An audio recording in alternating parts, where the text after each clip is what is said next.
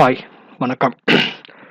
So இன்றைக்கி தான் பார்க்க போகிறது November 27, 2020 news paper analysis. So my self Senthilkumar from Kallakurichi.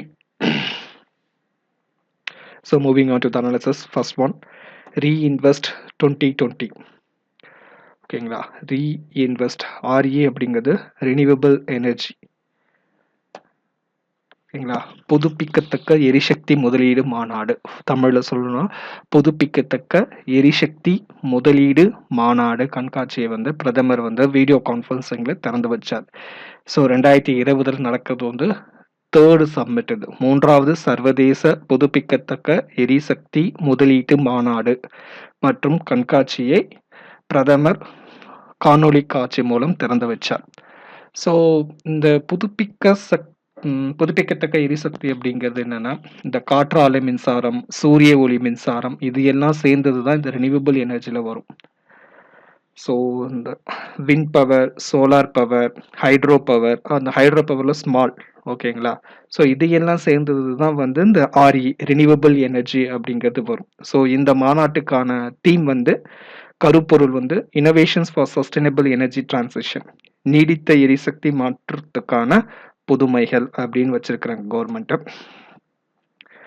So இப்பைக்கு இந்தியாவில் அந்த எரிசக்தி முதலீடு கெப்பாசிட்டி 136 ஜிகாவாட்டா இருக்குது. ஓகேங்களா, 136 ஜிகாவாட், அதாவது 36% டோட்டல் ப்ரொடக்ஷன்ல 36% டோட்டல் எனர்ஜி ப்ரொடக்ஷன்ல 36% ரினியூவபிள் எனர்ஜிலேருந்து வருது. ஓகேங்களா, டோட்டல் எனர்ஜி ப்ரொடக்ஷன் இன் இந்தியாவில் 36% ரினியூவபிள் எனர்ஜி மூலமாக வருது. டோட்டலாக 136 GW ஜிகாவாட்டாக இருக்குது. ஸோ இந்தியா ரினியூவபிள் பவர் கெப்பாசிட்டியில் உலக அளவில் 4வது இடத்துல இருக்குது. கொஷின் இதுதான் முக்கியம்.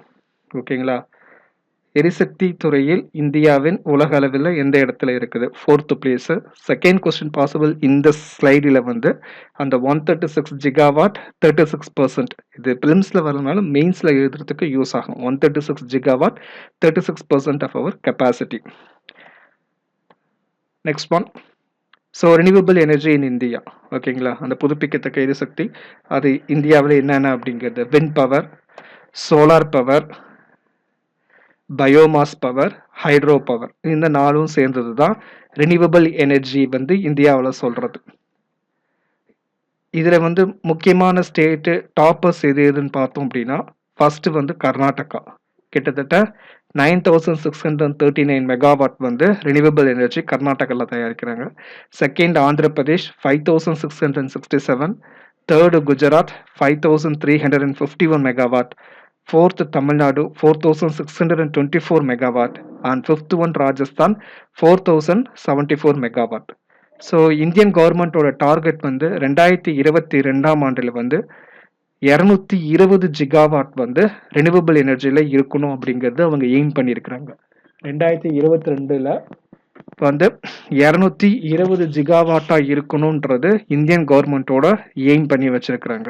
ஸோ இப்பைக்கு 136 ஜிகாவாட் இருக்குது, which is 36% of the total energy production. So 2022ஆம் ஆண்டில் இந்தியன் கவர்மெண்டோட எய்ம் 220 ஜிகாவாட் ரினியூவபிள் எனர்ஜியில் இருக்கணும். எக்ஸாமினேஷன் ப்ரிலிமினரி பாயிண்ட் ஆஃப் வியூக்கு இது ரொம்ப முக்கியம்.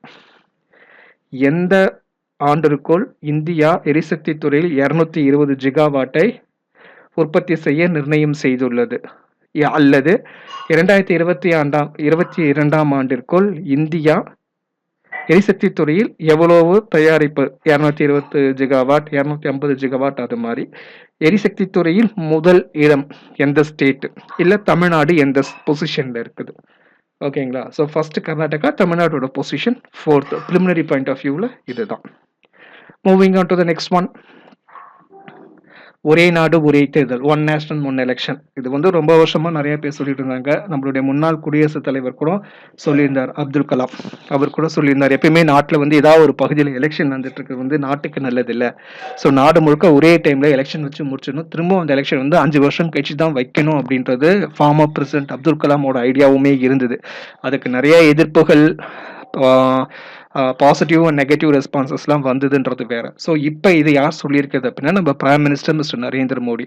ஸோ நேற்றுக்கு வந்து the final day's session of the 80th all India presiding officer conference, அதான் இந்த சட்டப்பேரவை தலைவர்கள் ஸ்பீக்கர்ஸ் ஓகேங்களா, அவங்களுடைய மாநாடு குஜராத்தில் இருந்தது. அது நம்ம வீடியோவில் கூட பார்த்தோம் 2 நாளைக்கு முன்னாடி. ஸோ அதில் கன்க்ளூடிங் செஷனில் வந்து பிரதமர் வந்து வீடியோ கான்ஃபரன்சிங் மூலமாக பேசினார் டெல்லியிலிருந்து. ஸோ அப்போ பேசுகிறப்ப என்ன சொன்னார் அப்படின்னா, ஒரே தேசம் ஒரே தேர்தல் வந்து விவாதிக்கணும், இதை வந்து ஒரு டாப்பிக்காக நாம் நிறுத்திடக்கூடாது. ஸோ இந்தியாவுக்கு இப்போ இருக்கிற நிலைமை வந்து எப்பயாவது எங்கேயாவது தேர்தல் நடத்திட்டே இருக்கிறது வந்து டெவலப்மெண்ட்டை ரொம்ப கெடுக்குது. ஸோ ஒரே டைமில் வந்து எல்லாத்துக்குமான எலெக்ஷன், லோக்சபாக்கு மக்களவைக்கான எலெக்ஷன், எல்லா மாநிலத்துக்கான சட்டமன்றத்துக்கான எலெக்ஷனும் ஒரே டைமில் நடத்திடணும். ஸோ அதை நடத்தி முடிச்சுட்டா அதுக்கப்புறம் திரும்ப 5 வருஷம் கழிச்சு தான் திரும்ப எலெக்ஷனை பற்றியே அரசியல்வாதிங்க சிந்திக்கணும் அப்படின்ற மாதிரி பிரதமர் சொல்லியிருந்தாரு. இதோட நிறுத்திடாமல் இதை பற்றி டிஸ்கஷன்ஸ் நிறையா கொண்டு வரணுன்ற மாதிரி நேற்றுக்கு அவர் பேசியிருந்தார். நேற்றுக்கே இங்கிலீஷ் சேனலில் இதை பற்றி டிபேட்லாம் ஓடிடுச்சு, ஒரே தேசம் ஒரே தேர்தல் அப்படிங்கிறது. ஸோ அவர் வெறும் சட்டமன்றத்தோட நிறுத்தல, பஞ்சாயத்துக்கும் அதே டைம்ல தேர்தல் நடத்தணும். அப்போ என்ன, நாம் இப்போ ஓட்டு போடுறோம் அப்படின்னா எம்பிக்கு ஓட்டு போடணும், எம்எல்ஏக்கு ஓட்டு போடணும், வார்டு மெம்பரு, சேர்மன், அந்த மாதிரி அதுக்கு எல்லாத்துக்கும் சேர்த்து ஒரே டைம்ல நீ ஓட்டு போட்டு முடிச்சுட்டு வந்துடணும். அதுக்கப்புறம் திரும்பவும் 5 வருஷம் கழிச்சு தான் வந்து இது பண்ணணும். அதே மாதிரி எலக்டோரல் ரோல் அப்படிங்கிறது ஒரு தடவை தான்.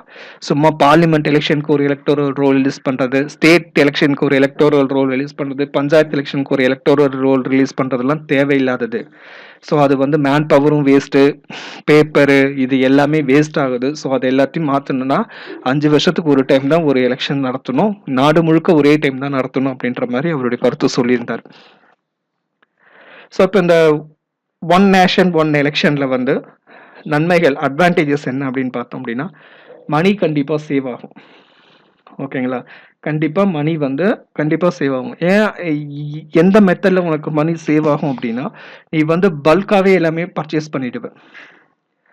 ஓகேங்களா, ஸோ அந்த பல்க் நம்மளது லார்ஜஸ்ட் டெமோக்ரஸி அப்படிங்கிறதுனா பல்க் பர்ச்சேஸில் வந்து குறையறதுக்கான வாய்ப்புகள் ரொம்ப அதிகம். First point. And second one வந்து ஸ்பீடி டெவலப்மெண்ட் ஒர்க். எலெக்ஷன்னால அந்த டெவலப்மெண்ட் ஒர்க் பாதியிலே நிற்காது.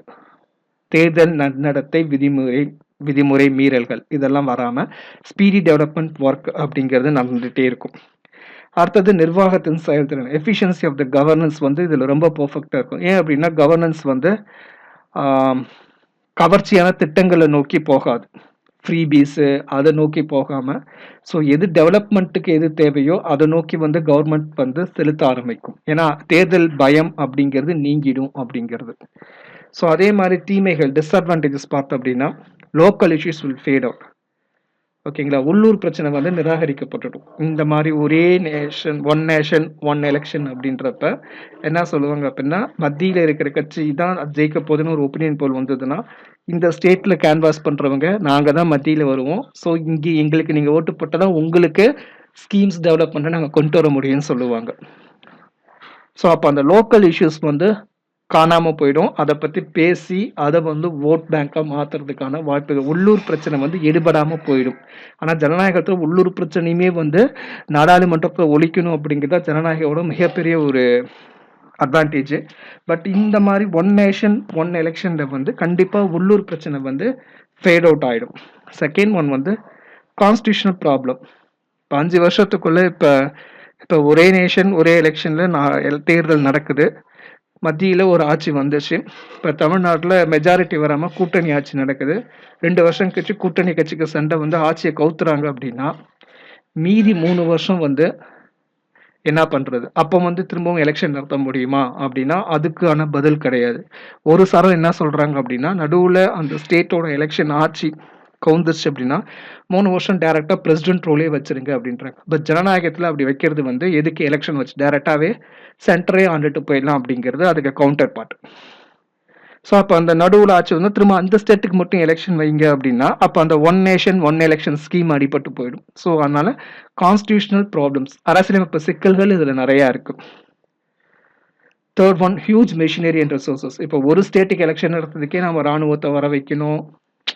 ஓகேங்களா, ஒரு சில பகுதிகளுக்கு நிறைய ராணுவத்தை கொண்டு வரணும், டீச்சர்ஸ் இது பண்ணணும், அந்த இங்கு அந்த இவிஎம் கொண்டு போகணும், எல்லாத்தையும் பண்ணணும். அப்போ இந்தியா முழுக்க எம்பிக்கும் ஒரே டைம், எம்எல்ஏக்கும் ஒரே டைம், பஞ்சாயத்துக்கும் ஒரே டைம்னா மனித வளம் எங்க போறது?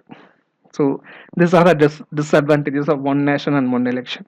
ஸோ இன்கேஸ் மெயின்ஸில் இது மாதிரி கேட்டாங்கன்னா இந்த அட்வான்டேஜஸ் அண்ட் டிஸ்அட்வான்டேஜ் சொல்லலாம். இன்கேஸ் இன்டர்வியூவில் கூட அதை சொல்லலாம், அட்வான்டேஜஸ் அண்ட் டிஸ்அட்வான்டேஜஸ். ஸோ உங்களுடைய தாட் இதை பற்றி என்ன அப்படிங்கிறது நீங்கள் தான் ஒப்பீனியன் கொடுக்கணும். One nation and one election. Third one, Ajit Doval to visit Lanka. Ajit Doval to visit Lanka.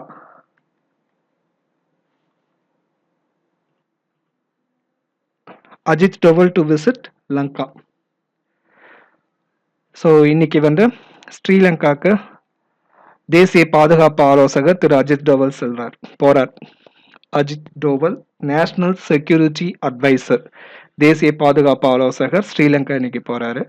So அங்க வந்து இந்தியா, இலங்கை மற்றும் மாலத்தீவு 3 நாட்டுகளுக்கான முத்தரப்பு பேச்சுவார்த்தை நடைபெறுது.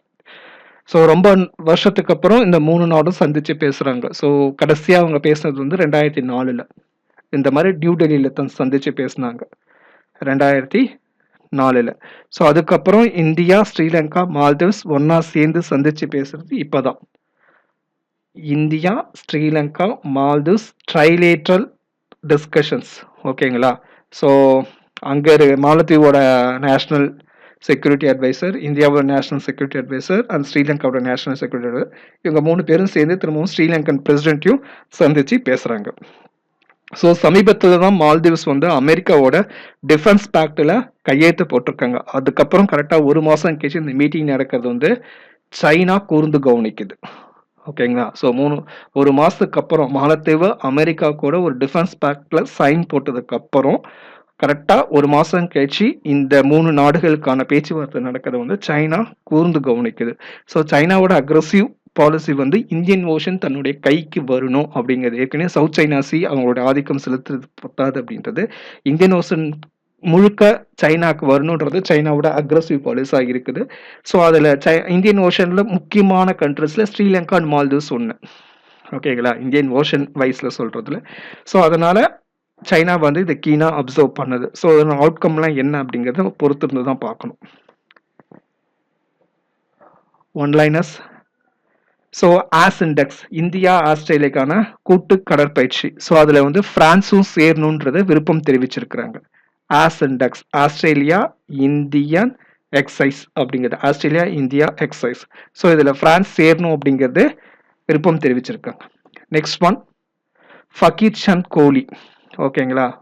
ஸோ டிசிஎஸ் உருவாகிறதுக்கு ஒரு முன்னோடியாக இருந்தவர் இவர் நேற்றுக்கு காலம் ஆயிட்டாரு.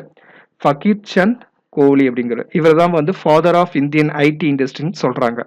ஓகேங்களா? இந்திய தகவல் தொழில்நுட்பத்துறையின் தந்தை என்றும் அறியப்படுவார். ஓகேங்களா? இந்திய தகவல் தொழில்நுட்பத்துறையின் தந்தை, father of Indian IT industry. அவர் நேற்றுக்கு காலமானார். பிரதமர் கூட அதுக்கான இரங்கல் தெரிவித்தார். With this, I'm coming to an end for today's current affairs video session. Feedback and suggestions are always welcome. Subscribe to the channel and like the video. Thank you. Have a good day and be safe.